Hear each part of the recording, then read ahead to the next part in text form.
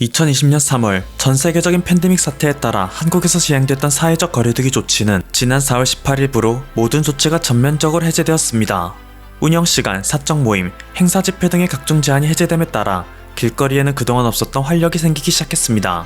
끝이 보이지 않는 절망으로 근심만 가득하던 자영업자들의 얼굴에는 희망이 차오르기 시작하고 그동안 편히 만나지 못하던 친구들을 만나 북적거리는 청년들의 열기로 매일 밤, 특히 2년 동안 참아왔던 불금을 즐기기 위해 거리로 쏟아져 나온 이들의 모습은 그야말로 장관이었습니다. 코로나19 발발 이전에 한국을 경험하지 못했던 외국인들은 지금 한국의 밤거리를 보고서야 한국에 여행 갔다 왔던 나의 친구들이 왜 그토록 밤마다 좀이 쑤셔있는지 알 것 같다. 한국의 밤거리를 경험하지 못했다면 한국을 절반도 즐기지 못한 것이라는 말이 정말이구나 라며 감탄하고 있습니다. 인적이 드물고 어두워 위험하기만 한 자국의 밤거리를 떠올리니 한국에서는 문화 충격을 느낄 수밖에 없는 거죠. 한편 다른 무엇보다 사회적 거리두기 해제가 되는 날을 염원하며 만반의 준비를 한 업종은 역시나 다름 아닌 여행업계라고 할 수 있습니다. 물론 수많은 업종이 코로나로 인한 피해를 입었기에 속단할 수 없지만 가장 많은 피해를 입은 업종이 어디겠느냐 라는 질문을 받으면 열의 9은 여행업계라고 답할 텐데요. 다가오는 여행 성수기, 봄이라는 계절적 수요에 더불어 거리두기 해제까지 발표되며 국내 여행을 위한 전국 국내 숙박 예약 건수는 한 달 만에 100% 증가하였다고 합니다. 또한 국내 대표 여행 예약 사이트인 인터파크 투어가 최근 분석한 바에 따르면 해외여행 예약 건수 역시 동기간 대비 133% 급증하였다는 통계가 나왔습니다. 작년 초 코로나19 백신이 보급되며 모두가 바랐던 리오프닝이 1년이 지나서야 더 확실한 윤곽으로 드러나고 있는 거죠. 언제 또 더 강력한 전염성의 변이가 나타날지 모른다라며 눈치 보는 사람들까지 감안한다면 시간이 지나고 코로나 국면이 더 안정화될수록 여행 수요는 더 폭발적으로 증가할 것입니다.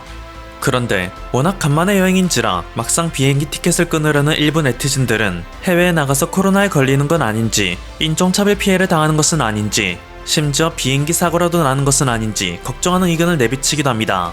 그도 그럴 것이 한국과 달리 해외의 코로나 상황은 직접 본 것이 없고 중국에서 시작된 코로나로 인해 여기저기서 들려오는 인종차별 소식에 극단적으로 줄어버린 해외여행 수요로 항공편도 줄어 파일럿들이 감을 잃지 않았나 생각이 드는 것이죠. 얼마 전 중국에서 파일럿의 고의 혹은 실책으로 동방항공 소속 항공기가 추락하여 탑승하고 있던 승객과 승무원 전원이 사망했다는 소식이 들려와 이러한 걱정은 더욱 배가 됩니다. 하지만 다른 것은 몰라도 최소한 파일럿에 대한 걱정은 조금 덜어도 된다는 말씀을 드리고 싶은데요. 대한민국에서도 엘리트 중 엘리트라 불리는 파일럿 인력들은 우리들이 전염병으로 인해 여행을 하지 못하는 동안에도 화물선을 통해서 그게 아니라면 빈 항공기를 운항해서라도 꾸준히 비행 감각을 유지해왔기 때문입니다. 또한 도로 위에 교통경찰이 있다면 창공에는 항공교통관제사가 있다는 말처럼 수많은 승객들을 태운 파일럿들이 다른 항공기와의 혼동 없이 무사히 이착륙을 할 수 있도록 도와주는 관제사 역시 한국은 세계 최고의 수준을 자랑하는데요. 관제사가 하는 일을 간략하게만 정리해봐도 관제탑에서 항공기의 이륙 및 착륙 신고서를 확인, 활주로 및 공항 주변의 기상상태 점검, 레이더 스코프 및 교신 장비를 이용하여 최소 수십 명의 항공기 조종사와 교신, 항공기의 목적지와 항공기 상태, 연료의 잔유량 등에 대해 정보 공유, 항공기 이착륙 활주로, 예정시간 순서 등을 배정하고 이착륙을 허가, 항로의 상태를 파악하여 운항 중인 항공기의 고도 상승 및 강하 수준을 지시, 비상상황 발생 시 관련 기관에 연락, 비상 착륙 방법 및 비상 활주로에 대한 안내, 이렇게 듣는 것만으로도 복잡한 일을 한 번에 수십 대의 비행기를 상대로 처리해야 합니다. 우리가 여행에 대한 기대감에 들뜬 마음으로 창밖을 내다보는 동안 우리가 탑승한 콕핏과 공항의 관제탑 사이에서는 흡사 전쟁을 방불케 하듯 치열한 교신이 이뤄집니다. 파일럿은 파일럿대로 여러 기상 조건을 고려하고 승객들에게 편안한 랜딩을 위해 신경이 곤두서 있고, 관제사는 관제사대로 수십 대의 항공기를 통제해야 하다 보니 정신이 없죠. 심지어 파일럿의 국적은 워낙 다양하다 보니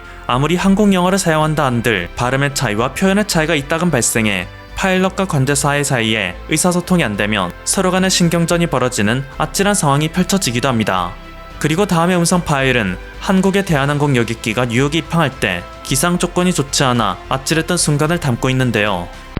뉴욕 departure Greenwich 82, now facing 1,500, climb 5,000, request heading 060. Transit 82 Super departure radar contact, climb maintain 11,000, fighting 060. 11,060 Greenwich 82. Departure Greenwich 82, request heading 030 due to weather. Okay, Korean Air 082 Super, fighting 040, expedite through 9,000, maintain 11,000. Heading 040, expedite 9,000, climb 1000, Korean Air 082. Departure Korean Air 082, request heading 030 again. Korean Air 082, super, I can't do that, sir, because the LaGuardia departure is off your left side. I gotta turn you to the right in order for you to climb. Stand by. 그 왼쪽으로는요, 그 LaGuardia 출발하는 비행들이 나오기 때문에 별로 들어갈 수 없거든요. 오른쪽으로 가면은 좋겠는데 그쪽에 날씨가 안 좋은가 보죠? Maintaining floor level 040, Korean Air 082. Departure good afternoon, Asiana 221 Super, passing 1100, heading 100. Asiana 221 Super departure at contact climb maintain 1000. I maintain 11,000, Asiana 221 Super. Asiana 221 Super turn left heading 070. Turn left heading 070, Asiana 221 Super. Korean 082 Super contact departure 118.17 그래? 콕핏에서는 항공 영어만 사용한다는 원칙에 따라 끝까지 차분하게 영어로 응답하긴 했지만 뉴욕 관제사가 고수한 한국말로 안내해주는 순간 한국의 파일럿은 분명 깜짝 놀랐을 것입니다. 해당 관제사는 한인 교포로서 미국에 거주하는 한인들은 미국 사회에서도 악바리 중 악바리로 상당수가 사회 요직을 차지한다는데 한국의 엘리트가 뜻밖의 장소에서 미국의 한인 엘리트를 만난 사건이었습니다. 그런데 사실 한국 관제사의 능력이 출중하다는 것은 굳이 미국에 있는 한인 교포가 아니더라도 과거 우리나라에서 벌어진 한 사건을 가지고도 충분히 알 수 있는데요.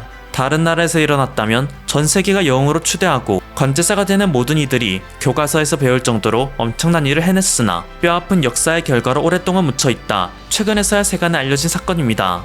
이는 지금으로부터 무려 50년도 더 지난 1970년 일본의 국내선인 요도오가 9명의 적군파에 의해 하이제킹을 당했을 때 벌어진 일입니다. 적군파, 공식 명칭 공산주의자 동맹 적군파는 일본에 존재하는 세력으로 도시 게릴라와 테러를 일삼는 범죄 조직입니다. 9명의 일본 청년들로 구성된 적군파는 130여 명이 탑승한 요도오를 납치하여 총과 칼로 파일럿을 협박해 평양으로 향할 것을 요구했습니다. 그들은 승객들을 인질로 삼아 평양까지 무사히 간 뒤 군사훈련을 받고 다시 일본으로 돌아와 무장봉기를 일으킬 작정이었다고 하는데요. 하필 이 비행기의 탑승객 중에는 한국인도 있어 소식을 들은 대한민국 정부도 발칵 뒤집어졌었죠. 당시 한국의 중앙정보부는 김포공항의 관제탑에 있던 최희석 관제사에게 서울을 평양으로 속여 요도를 착륙시켜라는 은밀한 지시를 내렸습니다. 미군도 이 상황을 알고 있었으나 괜한 책임을 지고 싶지 않아 쉬쉬하던 찰나에 최악의 사태를 막을 수 있는 것은 한국밖에 없었기 때문인데요. 지시를 하달받은 최희석 관제사는 전세계 고유 비상 주파수 연결에 촉각을 곤두세웠고 평양이 요도와 무전 연결을 하기 전 무전 선수를 가로채기 위해 필사의 노력을 하였습니다. 그 결과 극적인 타이밍으로 최희석 관제사는 평양보다 앞서 요도의 무전을 가로채는 데 성공했고 이미 38선을 넘어 평양 상공에 진입하던 요도를 서해로 유인해 김포공항으로 선회시켰습니다. 혹시나 들킬지 모른다는 생각에 상대는 일본인이고 어차피 영어로 소통하는데도 불구하고 혼신의 힘을 다해 간간히 평양 사투리를 들릴 듯 말 듯 섞어 평양인 척한 것이 효과가 있었던 것이겠죠. 요도가 김포공항으로 진입하기 시작하자 한국의 공수부대는 인민군으로 분장하고 급하게 동원된 주민들은 흰 저고리에 검정 치마를 입고 꽃다발을 들어 요도를 반길 준비를 했습니다. 공항에 개양되어 있는 태극기도 내려가 인공기가 걸렸기에 작전은 성공적으로 마무리되는 듯 싶었는데요. 요도가 착륙하고 공수부대가 북한의 인민군인 것 마냥 인질을 인수받던 중 최악의 사태가 벌어졌습니다. 적군파가 저 멀리 언덕에 미군 흑인들이 오가는 것을 발견해버린 것이죠. 북한 땅에 미군이 있을 리가 없다 생각한 적군파는 당일자 북한 노동신문, 김일성 사진 등을 요구하다 반복된 압박에 한 군인이 말실수를 하여 이곳이 서울이라는 사실을 들켜버렸습니다. 순식간에 유혈 사태가 벌어질지도 모르는 일촉즉발의 순간, 다행히도 항공기에 탑승해 있던 일본 차관 야마무라 신지로가 승객들 대신에 인질이 되겠다 나섰기에 적군파는 그와 파일럿을 제외한 승객들은 김포공항에 내버려두고 북한으로 향했습니다. 그리고 북한은 적군파의 망명을 받아들이고 파일럿과 차관은 일본으로 돌려보내 스스로를 희생한 일본 차관은 일본에서 희생 아이콘으로 영웅이 되어 치르는 선거마다 승승장구, 장관까지 출세 가도의 길을 달렸으며 파일럿도 오늘날까지 국민영웅 대접을 받고 있습니다. 하지만 믿을 수 없게도 이 작전에서 누구보다 가장 큰 공을 세웠던 한국의 최희석 관제사는 이 사건을 최대한 묻고 싶어 했던 정부에 의해 입막음을 당해야 했고 1년 뒤에는 군복을 벗어야 하는 아이러니한 일이 벌어졌는데요. 그는 훗날의 인터뷰에서 아내한테도 사실을 말하지 못했습니다. 63살이 되어서야 처음으로 말할 수 있었죠. 그때 당시 중앙정보부의 말이면 그냥 끝나는 문제였습니다. 죽을 때까지 함구해야 하죠. 언제 죽을지 모르니까요. 실제로 당시 국방부의 보고 문서에는 그저 노련한 조종사의 계획적이고 자의에 의한 착륙이었으며 한국 정부의 개입은 하나도 없었다며 오직 일본과 북한만의 문제였던 것으로 기술되어 있었습니다. 모두에게 칭송받아야 마땅한 일했음에도 사건 이후 모든 관제 업무에서 배제되고 자신이 평생 적을 두었던 군조직에서 쫓겨나기까지 했던 최이사 관제사는 28살이라는 젊은 나이에 하루 종일 술만 마시며 방황하기 시작했다고 합니다. 물론 지금 와서는 저도 자랑스럽게 생각하죠. 130명이나 살린 거니까요. 그저 숙명이라 받아들이겠습니다. 80을 바라보는 나이가 되어서야 체념한 듯 그의 입에서 나온 넋두리였습니다. 우리의 안타까운 역사 이야기가 가진 무게로 주제가 조금 바뀐 것처럼 느낄 수 있지만 요지는 그만큼 관제사가 맡은 역할과 임무 수행 능력이 매우 중요하다는 것입니다. 어떤 돌발 상황이 발생하더라도 관제사는 본인의 맡은 바 책임을 다해 모두의 안전을 책임질 의무가 있죠. 그런데 정말 안타깝게도 한국은 아직까지도 관제사가 가지는 중요성에 비해 이를 위한 구조적 문제는 개선될 기미가 보이지 않는 상태입니다. 단적인 예로 2017년 9월 29일 제주항공 510편이 이륙을 위해 시속 260km로 달리다 전방에서 활주로로 횡단하던 군항공기 드래곤 610편을 발견해 급정거하는 사고가 벌어졌는데요. 간신히 멈춰선 민항기와 군용기의 사이는 불과 800m 남짓에 불과했을 정도로 자칫하면 대형 사고가 터질 뻔했던 절체절명의 순간이었습니다. 활주로가 하나뿐인 제주공항이었기에 착륙을 위해 고도 270m까지 하강했던 진에어 323편도 급히 회항을 시도했었습니다. 잘못하면 항공기 3중 추돌이라는 전대미문의 비극이 벌어질 뻔했죠. 급정거를 했던 510편 항공기는 브레이크 과열과 타이어 파손으로 긴급 수리에 들어갔고 활주로는 1시간 넘게 폐쇄되어 항공편 2편이 결항되고 14편이 회항하였습니다. 정말 다행인 것은 단 한 명의 인명피해도 발생하지 않았다는 것인데 극비리로 작성되었던 당시의 보고서에도 이 사건의 주원인은 관제사가 군용기를 보지 못했기 때문이라 적혀 있었습니다. 언뜻 보면 관제사가 잘못한 것으로 비춰질 수 있는 내용이었는데 사실 이 보고서에는 정작 중요한 내용이 하나 빠져 있었죠. 대체 왜 군용기를 못 봤냐는 것이었습니다. 가장 큰 문제는 제주공항 활주로가 설계부터 잘못됐었다는 구조적 문제였고 그 다음은 우리나라 관제사가 국제 기준에 비해 업무 과부하 수준이 심각하다는 문제였습니다. 우리나라 관제사 수는 국제 민간 항공기구 ICAO가 권고하는 최소 기준에 훨씬 못 미칩니다. 10명이 최소 정원이라면 6명밖에 안 되는 상황인 것인데요. 국토부는 현재까지도 관제사 인원을 늘리는 대신 한 명의 추가 근무를 늘리는 방식으로 대응하고 있습니다. 때문에 지난해 관제사들의 주당 평균 초과 근무 시간은 14시간을 넘겼고 야간은 5시간 30분을 초과했습니다. 그러다 보니 관제사들은 한국에서 그렇게 되기 힘들다는 공무원 직임에도 불구하고 75%가 이직을 희망한다는 처참한 응답을 보여줍니다. 내가 잠시라도 100% 집중력을 발휘하지 못한다면 대참사가 벌어진다는 두려움에 늘 사로잡혀 있습니다. 라며 그들이 아무리 피곤하더라도 정신력으로 버티는 것은 오직 사람들의 생명을 지키기 위함이고 일을 그만두고 싶어도 못 그만두는 이유는 자신이 만약 일을 그만둔다면 그만큼 동료들의 부담이 더 커져 결국엔 대참사가 다가오는 날이 더 앞당겨질 것이라는 두려움 때문입니다. 아직까지 큰 사고가 터지지 않았으니 다들 관심이 없는 거죠. 한 관제사의 씁쓸한 발언은 열심히 일하는 이들이 오히려 주목을 받지 못하는 안타까운 현실을 반영합니다.